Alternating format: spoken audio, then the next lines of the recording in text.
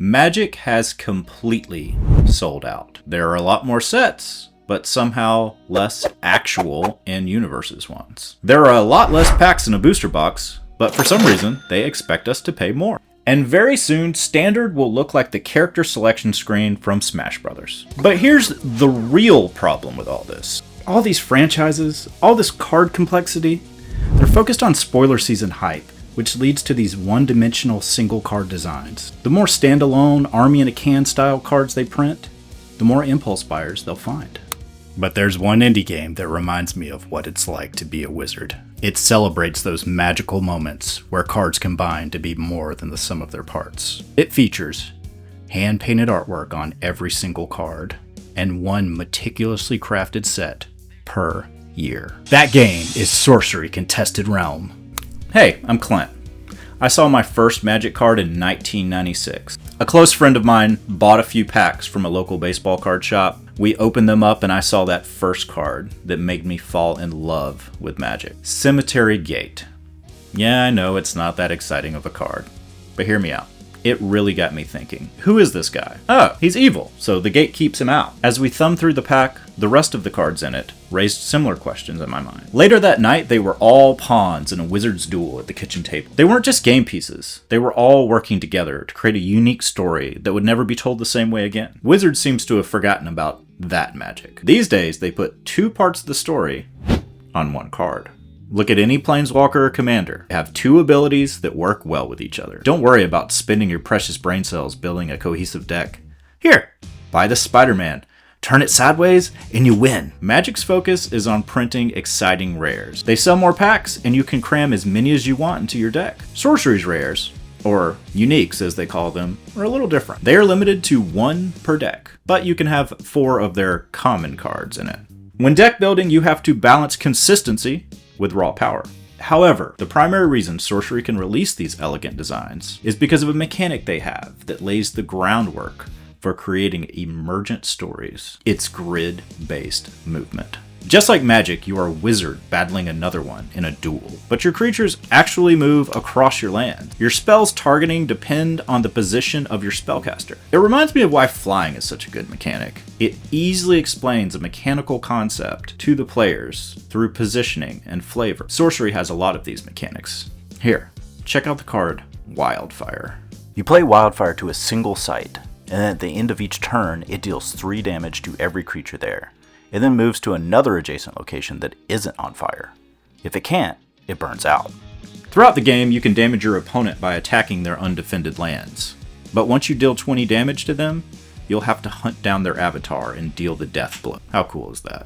Eric Olofsson, creator of Sorcery, has emergent storytelling running through his blood. Perhaps equally defining is his penchant for seeing when beloved game companies start to abandon their users and filling that gap with something authentic. Not too long after Blizzard sold to Activision in the early 2010s, Olofsson and his friends started working on a new ARPG, Path of Exile.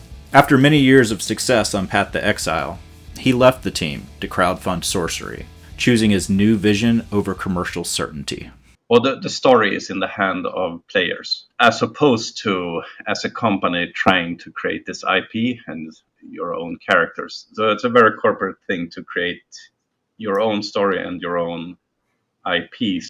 I don't know, a decade or two you can sell for a lot of money, make a movie franchise about it and so on.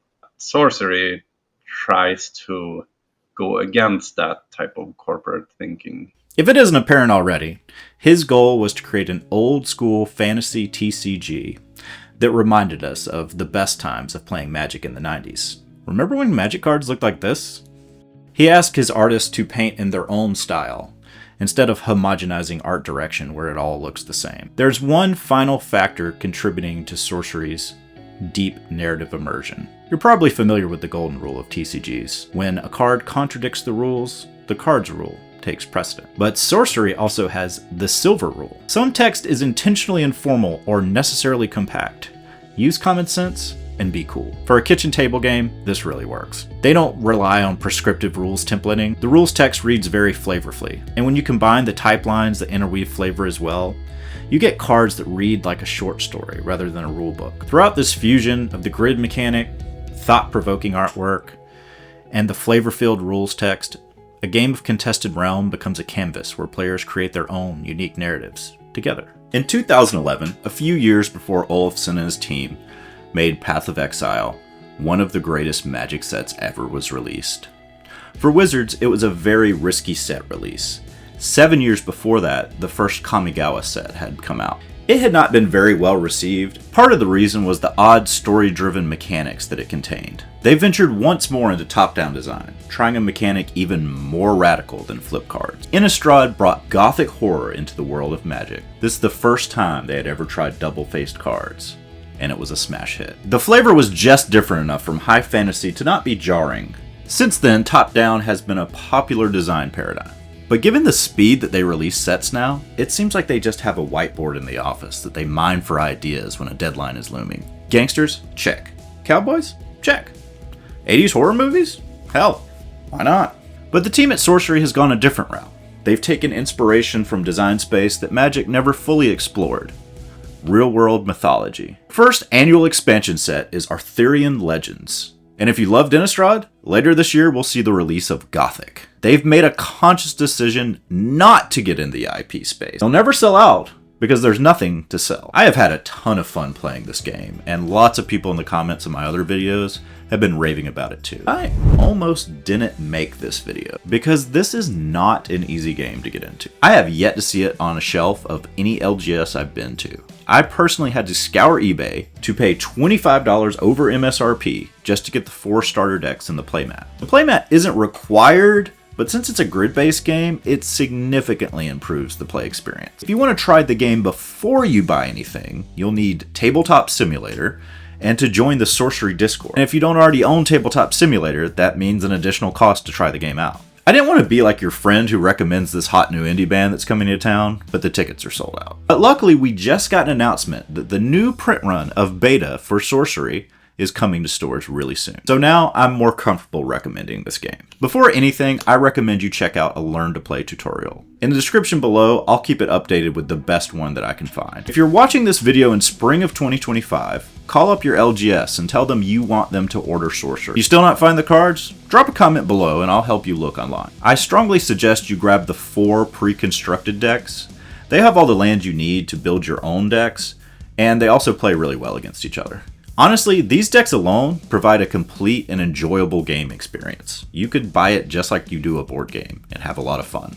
But if you fall in love with Sorcery, I recommend buying a booster box. Unlike most games, it will make your collection uniquely yours. That's pretty fun for a kitchen table game. And keep an eye out. Later this year, we will see the Dragonlord mini set released. It's just 13 cards, but they're all illustrated and conceptualized by Ed Beard Jr., the original illustrator of Magic's Elder Dragons. Sorcery Contested Realm is a breath of fresh air for those of us tired of Magic's incessant releases and fragmented ecosystem.